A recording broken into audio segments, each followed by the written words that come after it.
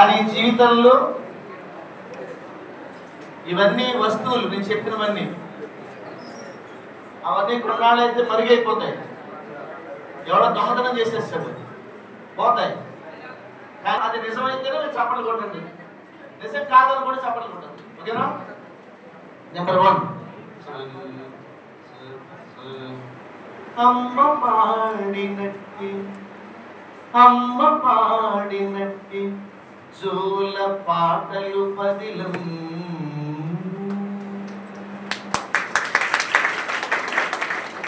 మీరేంటనలేదు, దీపావళి సామాన్లు దాచుకుని మిగిలిపోయినవి నెక్స్ట్ ఏడు, 2వ ఏడు నాడు ఎండలో పెట్టి కాలుస్తారు.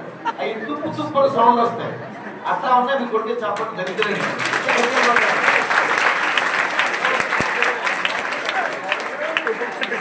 అమ్మ పాడినట్టి జోల పాటలు పదిలం, నాన్న మూపుపై ఆడిన ఆటలు పదిలం. బడికి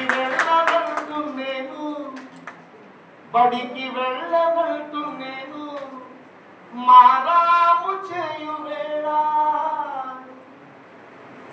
వాడు తెస్తుంది అనుకోండి అసైన్మెంట్, ఇంటికి వెళ్ళి స్కూల్కి వెళ్ళవా, కాలేజీకి వెళ్ళవా, పడుకోని చెప్పమ్మా అంటాం. ఇద్దరే ఇది ఎక్కడేద్దామని. ఆ సమయంలో కూడా బడికి వెళ్ళగలుగుతూ నేను మారాము చేయు వేళ, నీతిని బోధించిన నాన్నమ్మ కథలు పదిలో.